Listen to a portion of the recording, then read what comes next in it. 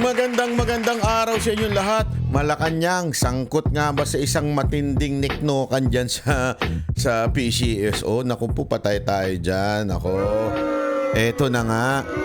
Nagkakalabasan ng katotohanan dito daw sa mga communication team ng Malacanang merong nangyayari at merong kaguluhan. Mamaya kikwento natin yan, ha. Pag-usapan din natin yung malupit na ewan ko, kontratang sinara. Ang tanong, sino ho ang nakinapang dyan? Nako, patay tayo dyan.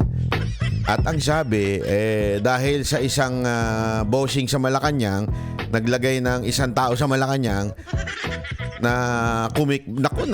Ewan ko. Pag-usapan natin to, malaking bulilyaso na naman to. Hindi pa nga tayo tapos doon sa issue ng doon sa budget, doon sa nakawan sa budget ng kamera. Naku, hindi, eto na naman. Patay tayo talaga. Alam mo, dito sa dito sa bansa natin, meron ata silang contest Paramihan na makakulumbat. Hindi, totoo sa tingin ko paramihan sila makukulimbat dito sa gobyerno natin hindi papatalo Sabi siguro nung executive branch. Ang lagay kayo lang, ganun. Hindi ba pwedeng lahat tayo may blessings? Parang ganun na nangyayari ngayon sa Pilipinas. Naku, nakakatakot naman ito. Talagang ubus na ang pera ng bayan. Hindi, alam nyo, ito lang masasabi ko sa inyo sa dami-dami ng pera ng gobyerno natin, sa dami-dami ng nalulustay na pera ng gobyerno natin, sana maganda na buhay ng mga Pilipino, no? Sana maganda na mga kalagayan ng mga health system natin, Sana maganda na ang kalagayan ng ating mga government owned institution, no? Pero wala Tayo na dahil sa kulimbat ng kulimbat, kaliwat kanan. Tayo ang pinaka-squatter na di ba? Totoo naman tayo ang pinakapangit na masasabi natin na bayan kasi dahil nga sa kaliwat kanan ng kulimbatan Di maganda ito. Ano ba yung pinagsasabi mo, Banat Bay? Hindi, kasi ganire. Alam nyo, meron na naman pong balitang lumalabas ngayon na tila merong isang executive na nakakuha ng isang napakalaking kontrata. Naku po, patay tayo dyan. Tapos ang in-appoint. Naku po, patay tayo dyan. Talagang matindi ho ito. O pag-usapan na natin simulan na ho natin muna dito sa isang balita ng politiko. Ito. Pag-usapan natin tong balita ng politiko. Ayan. No. Una, ito muna bago tayo pumunta dun sa kontratang mala swerte. Bakit swerte? Kasi galing sa PCSO Alam mo naman swertehan dyan Di ba? Sabi dito, the turmoil within the Presidential Communication Office shows no signs of settling with newly appointed Communication Secretary. Ito unang lumabas Para sa konteksto nyo lang. Ito muna yung unang lumabas bago yung pangalawa. Okay? So, ilang araw na itong nakikita ko at ito na nga, lumabas na ho itong una. Ito. Yan. Okay, ano po ba yan? Tingnan nga natin kung ano ba sinasabi niya. Mag-comment kaya ako. Ayan. Ayan, ito yon. Ito. Basahin natin yan. Ito. Ayan. Ito nga. Power struggles and conflict of interest. Chaos rock Marcos communication team. Pinasok nyo kasi si Vlogger Castro Magugulo talaga yan. Eto. Sabi dito, yan. Etong si Ruiz, si Jay Ruiz, ang bagong Communication Secretary, PCO, ang head ng Presidential Communication Office, na si Jay Ruiz. Taga saan po ba? Taga-asa yan. Dati po daw yan taga ABS-CBN.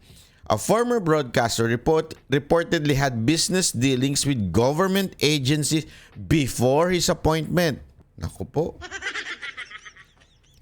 Including a contract with state-run PTB. Nako, may kontrata pala siya sa PTB.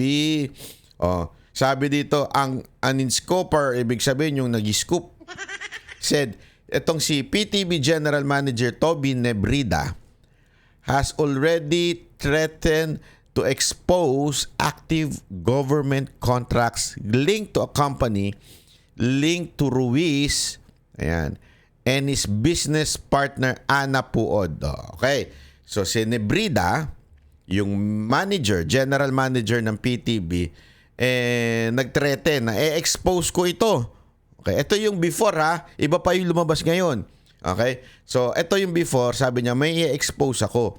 Okay, tungkol dito kay Ruiz at kay Ana Puod, a former producer for ABS-CBN. Naku po, talagang kinuha nila. From ABS-CBN and TV5. Would shortly leave stint as general manager government official television under the Marcos administration. Si Ana Puod din pala naging general manager. So magkakakuntsaba sila dyan. General manager ng isang TV station under Marcos administration. Tandaan niyo, hindi lamang po kasi PTB4. Meron pang IBC 13. Okay? Puod is reportedly eyeing a comeback at PTB. So gusto niya daw niyang bumalik sa posisyon. But Nebrida is supposedly adamant about keeping his post. So talagang si Nebrida, syempre, yung nakaupo, ala naman, bibigay ko sa itong madali. Pahirapan kita. Kwento yun. It remains unclear whether Ruiz and Puod have divested from their media business before assuming their posts in the PCO. So ito mga to, parang ang dating, hindi naman po pala to parang mga media. Ibig sabihin, media na may negosyo. Patay tayo dyan. Kaya naman pala yayaman ng mga media, no? Pumapasok din pala sila, di umano, sa mga kontrata sa gobyerno. Meanwhile, an order from E.S. Bersamin directing all presidential appointees in PCO to step down has triggered a scramble for survival. Employers are said to be pulling every string possible to return their position or even secure promotion. Ganito kasi yan. Lahat pinabababa. Ibig sabihin na lahat po sabi kailangan mag-resign. So kasama na ho dyan, malamang si Nebrida. Kasi tandaan ninyo, ang PTB is under government. So lahat kasi yan nasa ilalim ng PCO. So lahat po yan. Alam nyo ba na ang daming attached agency sa loob ng PCO? As in, sobrang dami. Meron pa nga yung printing. Alam ko printing sa passport. Ang dami ho talaga. As in, pag binakante yan, ang dami hong matatanggal. Sigurado ko, ipapasok nila yung mga tao nila. So, pag pinasok nila yung tao nila, ano kapalit nun? Yun ang tanong dyan. Tandaan ninyo, utoso ito ni Lucas Bersamin. Bakante nyo lahat. Tapos mag-a-appoint kami. Naku po, patay tayong bata tayo. So, kaya nga ho, yung titulo natin, Malacanang, di ba? Kasangkot nga ba? Yung Malacanang, meron bang kickback na naganap dito sa bagong issue na ito? Kasi, tandaan ninyo lahat po dito pinatatanggal. Lahat po alis muna. Tapos i-appoint lang nila kung sino yung nais nila. Yung nais nila, paano kung may kontrata sa gobyerno? Yan kaya ay meron kayang komisyon kaya yung mga kinauukulan? Hindi, isipin nyo mabuti. Kung kayo nag-iisip, isipin nyo na mabuti. Pero kung hindi kayo nag-iisip, huwag na kayo mag-isip.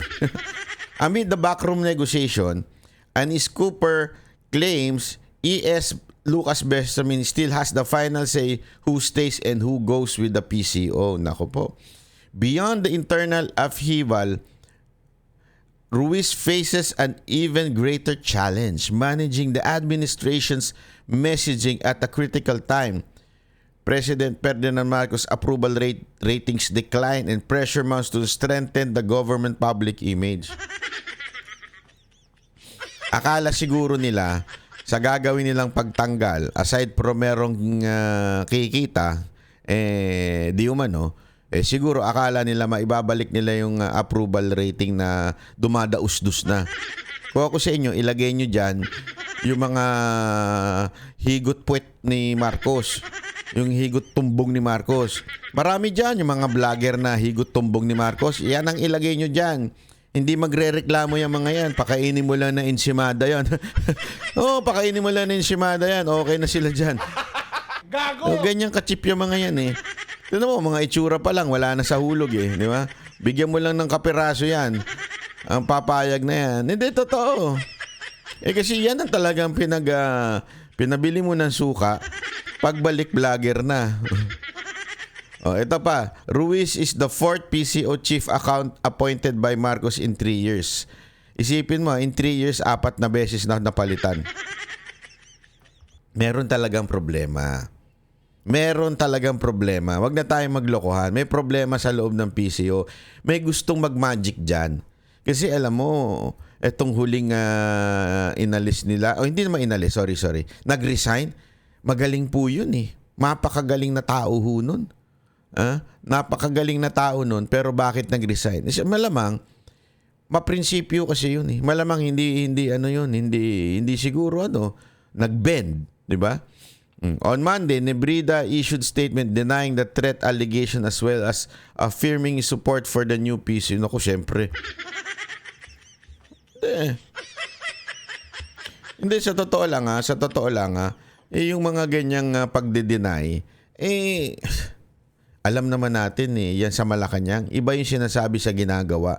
So alam na natin yan, matik yan. Sabi dito, I condemn in strongest possible way an article online news outfit Politico.com claiming that I'm threatening to release information relating to government contracts entered into by recently appointed Presidential Communication Office.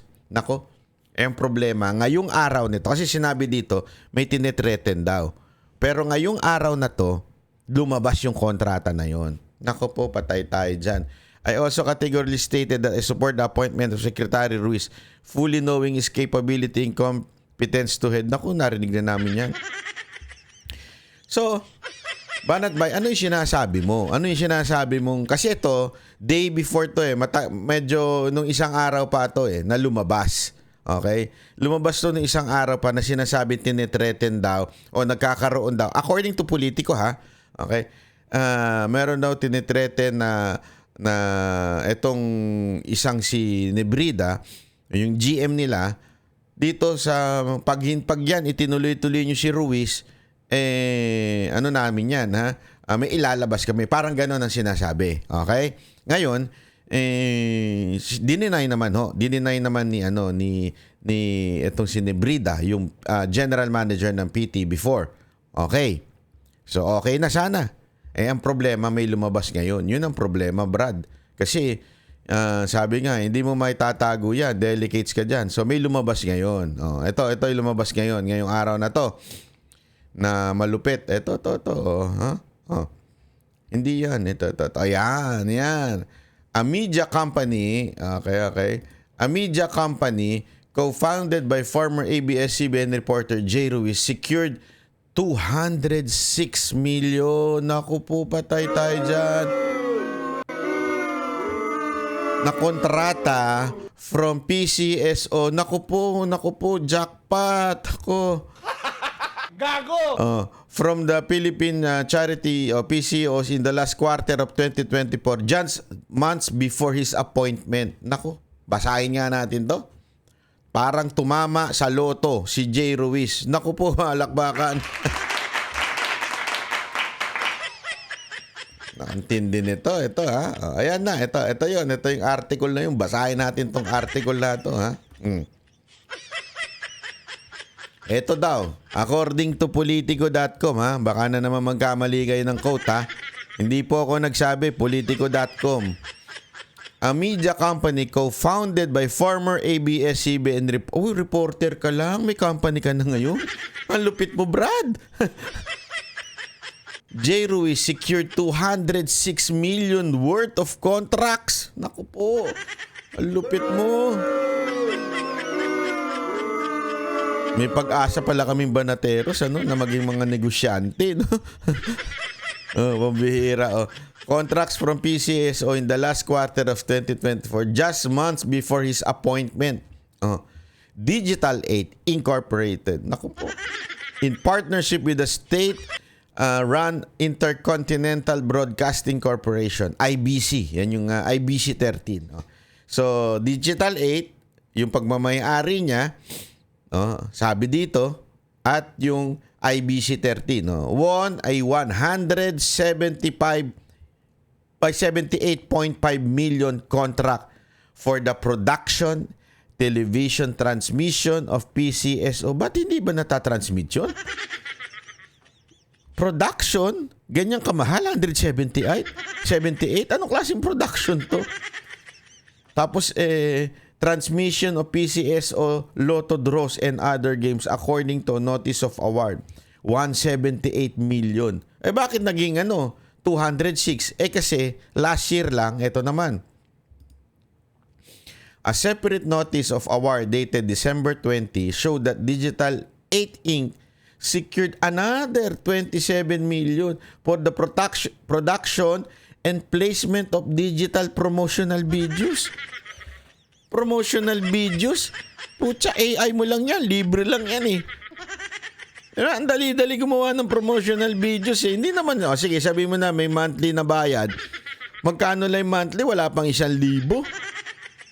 Di ba? Monthly na bayad. Pero ito, 27 million. Abay, ang lupit. Makapagtayo nga ng production. Banateros Inc. Puro tattoo pala, no? Banateros Inc. Banateros Incorporated. Tapos papasok tayo sa negosyo, no? Ang laki nito, Brad, oh. Mantakin mo. 206 ang total. Oh. Ayan, 206 million worth of contracts. Ang lupit mo. Oh. Bago ma-appoint na communication secretary. Sandali. Napapaisip tayo dito na maigi. Ha? Medyo napapaisip ako dito. Ito pa, oh. Ay! May sangkot na vlogger. Pambihira. Oy, ano to? Digital 8 also owns DATV, a free-to-air television channel that began broadcasting in November 2024. Its programming includes content from third-party producers such as Geng Geng Networks led by creator Boss Toyo. Putang ina, shit. Oh. Ano to? Oh. Its programming includes content. So, sandali. So, merong content na nanggagaling kay Boss Toyo. O, nilalabas lang niya yun sa social media, YouTube eh. O, etong Geng Geng Network, meron daw nilalabas na content. Okay? Through Digital 8, yun yung kanilang parang middleman. Digital 8, kumukuha ng content kay Boss Toyo. Tapos, Digital 8. So, ibig sabihin, puta shit. sorry. Pwede. May pag-asa pala mga banateros dito. Grabe ang kitaan dito ah. So ngayon, taga-produce na ngayon ng content si Boss Toyo para sa Digital 8, para sa IBC. May project. Yung project magkano yon? 27.52 million itong last December lang. Iba pa yung dito, itong 206. So, meron pang 27 million. Nako, patay tayo dyan. Kaya naman pala, di ba may bali-balitan tatakbo ito si Boss Toyo, biglang hindi na tumakbo. Ay, sus, alam na. Kaya naman pala, minsan kino-content din niyang, nako. Wala na. Yan ang dapat ipatawag sa camera kung talagang gustong malaman magkano kinikita. Diba? Kasi alam ko naman yung mga bentahan dun sa niya. Di ako naniniwala dun eh. Dun sa mga benta-bentahan niya dun. Di ako naniniwala dun. So, naku, dapat. Hindi ito. Malamang wala namang kinalaman si Boss Toyo dito. And in fairness, sa tingin ko, wala naman siyang kinalaman doon sa kinita o itong 27 million na ito. Wala siyang kinalaman, hindi siya ang kausap, yung Digital 8 ang kausap. Pero wala siyang kinalaman, pero malamang may pakinabang siya. Bakit? Kasi yung programming, nakasulat to, it includes content from third-party producer as Geng Geng Network. So, wala siyang kinalaman doon sa deal, pero nakinabang siya. Yun ang sinasabi ng balita. Tanongin natin si Boss Toyo kung talagang nakinabang ba ito si Boss Toyo. Diba? Nakinabang kaya siya sa government project? Ba, malaman natin. Malaman natin yan. O, sige, tingnan natin. Hindi, ako, bukas ang aking YouTube channel para dito sa kay Boss Toyo. Kung gusto mo magpaliwanag kung ano kinalaman mo dito. Kasi binanggit ka ng Politico.com. Hindi po ako nagbanggit sa inyo. Si Politico.com, sinasabi dito, sa kontrata mo sa Digital 8, okay? Itong DATV, which is merong kontrata sa PTB. Not PTB. May kontrata sa gobyerno na umaabot ng 206 million. Okay? Yan daw ang inaabot, 206 million. May kontrata dyan ang Digital 8. At ang isa sa mga producer, okay, ay kayo daw, Geng Geng Network. Ayan nakasulat to. Led by content creator Boss Toyo. So, ang tanong, ikaw ba ay may pakinabang dyan sa nangyayari? Isang tanong yun. Pero meron pa tayong ibang tanong. Ikaw, J. Ruiz. Yan, dito tayo. Bakit ang kapal ng mukha mo kung totoo ito? Bakit ang kapal ng mukha mo kung totoo ito na ikaw ay merong partnership sa gobyerno na natanggap na umabot sa 206 million. Ayan yan ang sinabi nitong Politico.com. Sabi, may media company co-founded by former ABS-CBN reporter J. Ruiz, 206 million worth of contract from PCSO. Etong 2024. Kung totoo yan, ang kapal naman ng mukha mo. Tinanggap mo pa talaga yung appointment. Yan yung unang anggulo. Kasi maraming anggulo ito, mga kababayan. Maraming anggulo to. Ang pangalawang anggulo dito, hindi kaya yung nag-appoint sa'yo ay may pakinabang din? Gago! Hindi, ako, nagtatanong lang naman po ako. Hindi kaya yung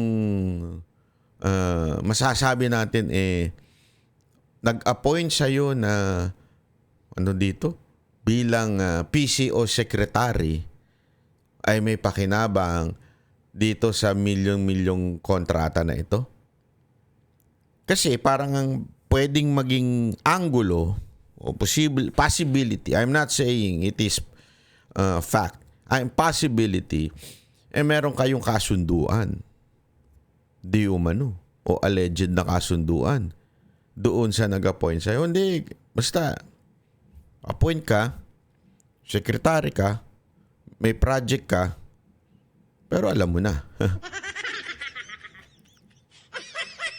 Kasi sobrang lakas mo, mantakin mo. Nakahasara ka na ng kontratang umabot di umano ng 206 million sa PCSO. Tapos ikaw pa ang naging communication secretary? Aba, tindi mo, brad, Kinuha mo na lahat. Hindi mo tiniran si Attorney Claire Castro. Malay mo naman banat bay. Kasi, yung mga ganyang bumabaluktot ang prinsipyo sa buhay. Hindi, kasi may banat siya dati. Naalala niyo yung video niya, may banat-banat siya dito kay... Bakit kaya in-appoint ni Marcos si Gadon, Bakit kailangan ng maraming advisor? Mga ganyan, may mga banat-banat siya kay Marcos noon, di ba? Tapos ngayon, grabe ko makahimod puwet ni Marcos. Talagang kahit i-deny niya na hindi siya attack dog, defense dog lang daw siya. Kasi hindi naman daw siya umaatake, dumidepensa lang siya. O di sige, di defense dog. Ito si Madam, talagang wala na sa hulog Kahit bumabanat siya dati, ngayon nagbago na niya. Kasi pag mga ganyan bumabanat, biglang nagbago, mukhang delicate siya Mukhang delicates. Ano sa tingin niyo mga kababayan? Kasi maraming anggulo dito Marami talagang anggulo makikita nyo dito. Mantakin mo, ikaw na yung nakatanggap ng matinding kontrata, 206 million na hindi naman natin nararamdaman. Nagbago ba? Gumanda ba IBC? Naging masasabi mong dekalidad? Masasabi mong international ang datingan? Makikita mo yan Di ba? Ganun ba? Oh, wala lang, walang nangyari. Parang ano ba 'to? Ano man nangyayari dito, ha? Parang ganun lang eh, 'di ba? Hindi natin alam eh. 'Di ba? Ano kaya sa tingin niyo ang talagang nangyari dito? Tapos eto pa. Meron pang hindi kasi importante ito eh.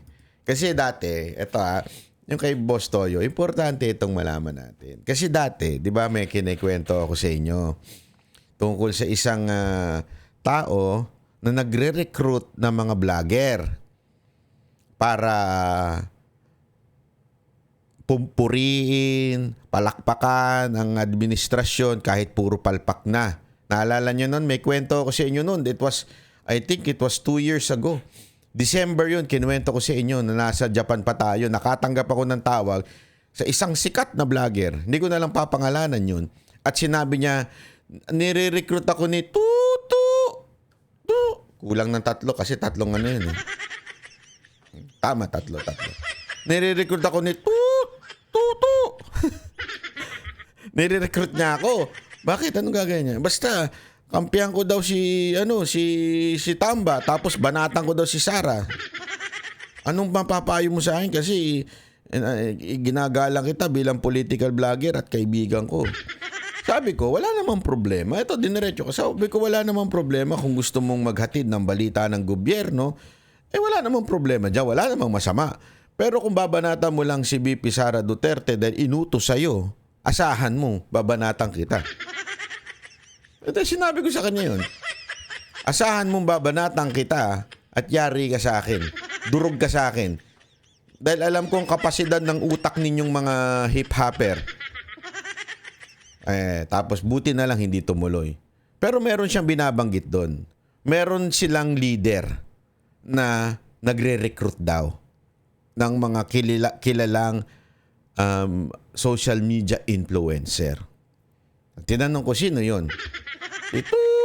Tutu. Sabi ko, sino kaya yon?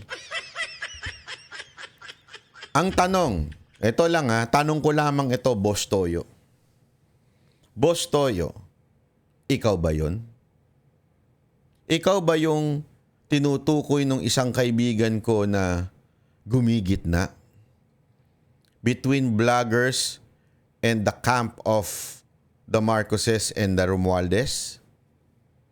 Ikaw ba yung nagre-recruit ng mga social media influencer para purihin ang administrasyon na to at banata ng mga Duterte? Boss Toyo, nagtatanong lang ako sa inyo. Ako, parang di naman ako naniniwala dun. Parang lang naman. Kasi dami mo naman pera. Kitang-kita naman sa mga bling-bling mo. Hindi ko sure kung tunay yan, Alam, di bagay Hindi. Nakita naman sa mukha ka namang mayaman. Pero mukha lang naman, Marami kasi dyan, yung mukhang mayaman. Mukha ka lang naman mayaman. So parang, I don't think you would accept, di ba? I don't think you would accept such job na maging bugaw. Hindi kasi ganoon ang dating Bugaw ka, taga-recruit ka ng mga social media influencer. Ako personally, mukhang hindi naman ako siguro papayag na bugaw. Mukha bang bugaw si Boss Toyo? Ng social media influencer? He does look like a pimp? He does? Question po yan, Mali. Does he look like a pimp? Kasi naman ba unahin mo yung verb? Asensya na, absent ako nung tinuro yan.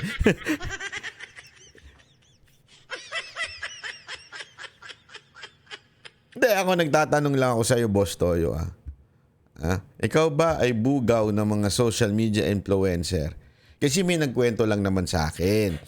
Dito, tila meron kang negosyo. Tila nakapasok ka na sa government. Kasi ito, government project ito ng Digital 8. Okay? DATV, a free-to-air television channel that began its programming, D8TV. Hindi siya nakapasok totally, okay? Just in fairness, para lang itama natin ng tamang-tama. Hindi po nakapasok si Boss Toyo ng PTB4 or ng IBC. Ang connection lamang po ni Boss Toyo dito, according to Politico, its programming includes content from third-party producer.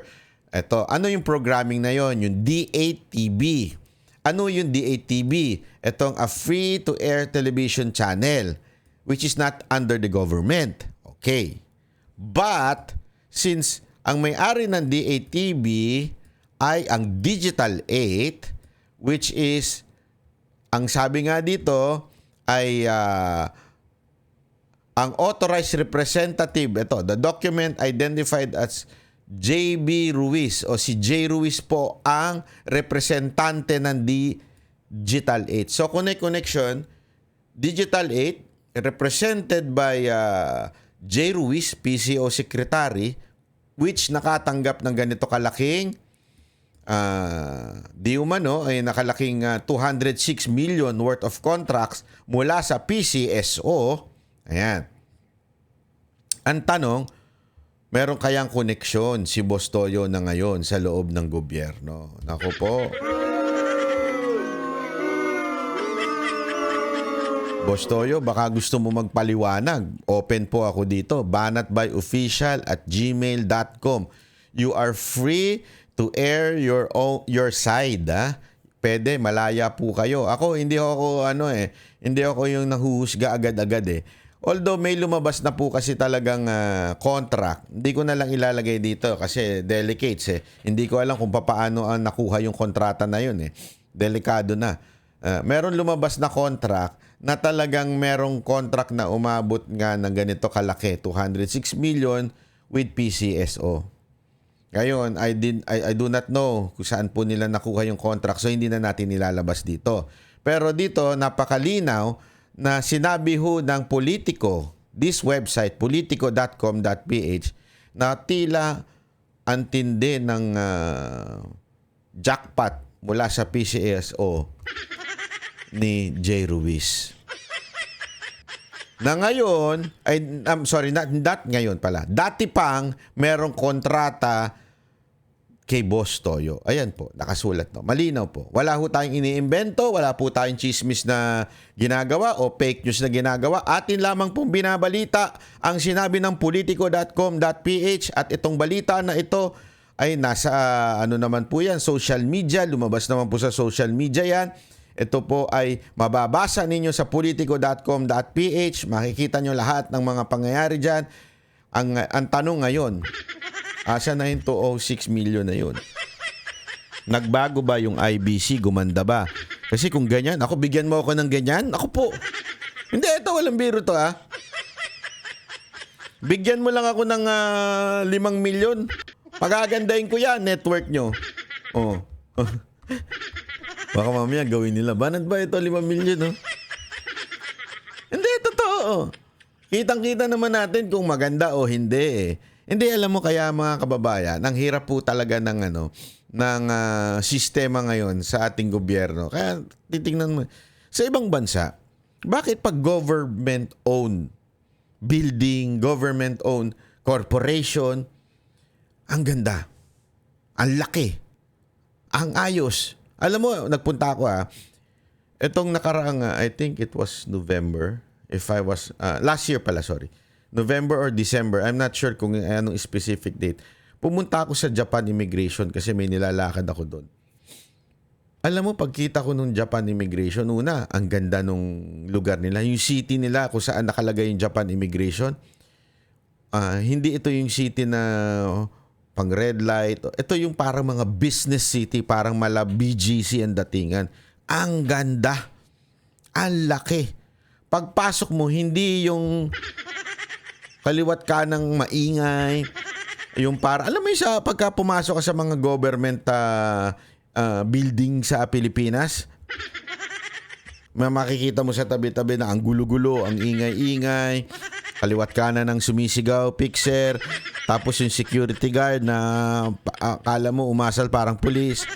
Di ba? May mga ganun Ikaw naman banat ba? Oh, totoo. Hindi mga government building para ho talagang naintindihan ko yung mga nangyayari sa mga security. Alam niyo kung bakit ganoon? Parang umasal sila, parang pulis.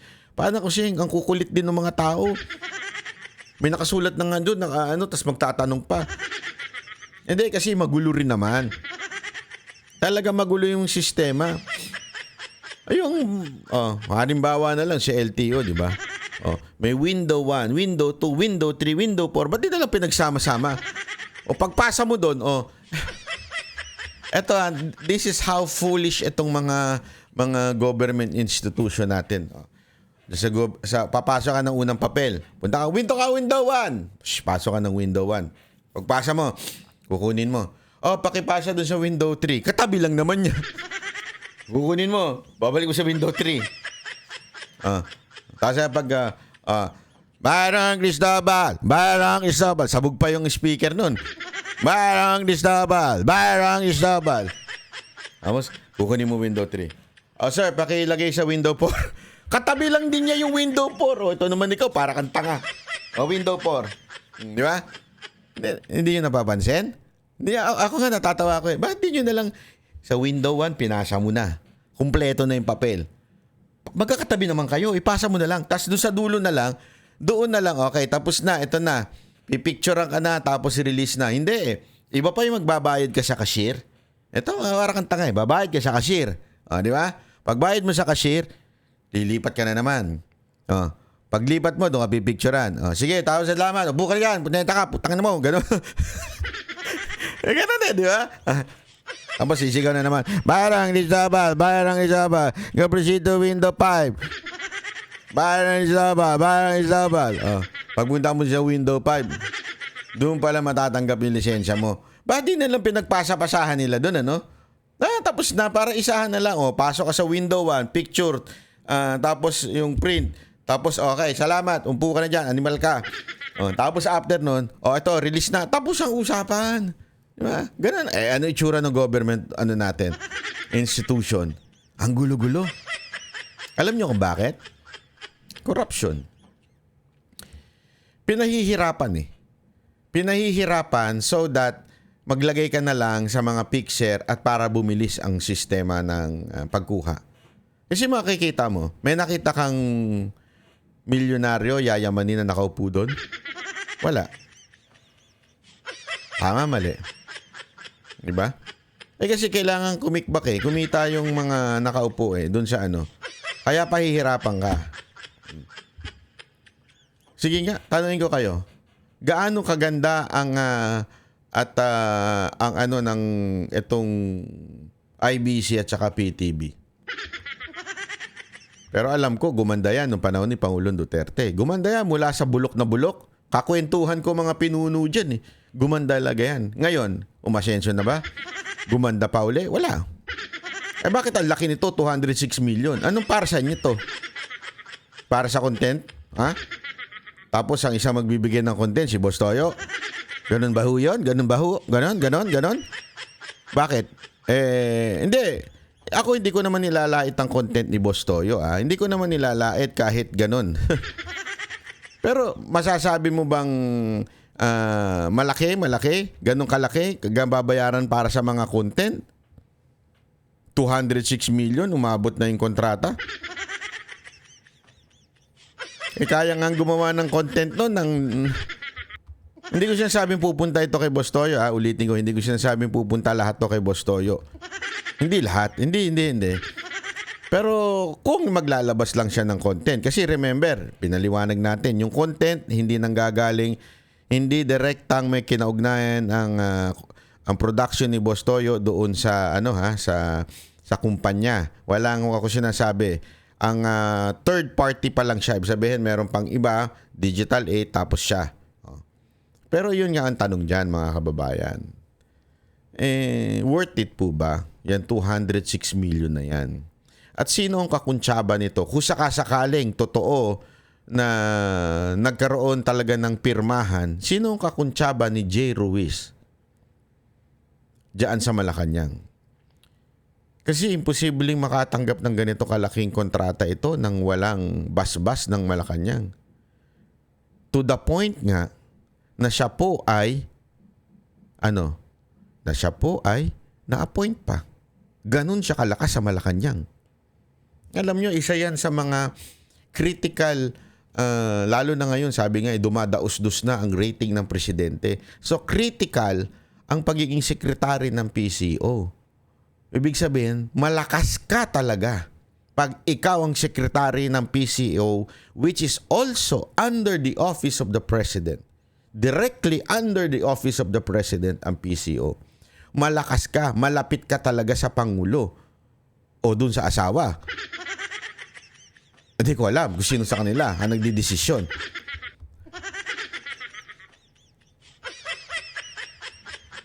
Ang tanong, may Koreano kaya dyan? Ano na naman yung Koreano mo, Banat Bay? Alam mo ng mga Koreano? Hindi. Diyan sa 206 million, meron kayang Koreano dyan? Yun ang tanong. Ano yung Koreano, Banat Bay? Hindi nyo pa alam? Para sa mga hindi nakakaalam kung ano yung Koreano, eto, sa paliwanag ko na. Magkano riyan ako? Magkoreano ako. Yun.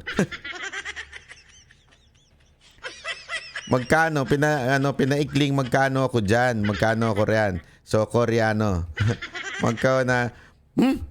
Magkano ako riyan. Nag-gets siya, magkano ako riyan. Korean. Yun. Ay naman ba natin ba? Gulo-gulo mo kausap ha. Magkano ako Korean. Magkano kaya? At sino yun? Sino kaya yung nakinabang sa Malacanang? Sino ba nag-a-appoint dyan? Si Marcos. Si asawa niya, Lisa Marcos. Si Romualdez. Alam naman natin, lakas din yan. Tsaka si Bersamin. So, sino kaya dun sa apat na yun? Ang Koreano? Sino sa kanila ang Koreano? Sulat nyo dyan sa baba. Sino sa kanila ang Koreano? Sulat-sulat sa baba. Okay. Maraming salamat po. Kung po si Banat Bay, bukas po ang ating himpilan sa mga taong nabanggit at maaaring gusto ninyo magbigay ng inyong opinion at sa loobin, bukas po tayo. Maraming salamat po. Yan ang Banateros, boses ng ordinaryong Pilipino. Banateros ay walang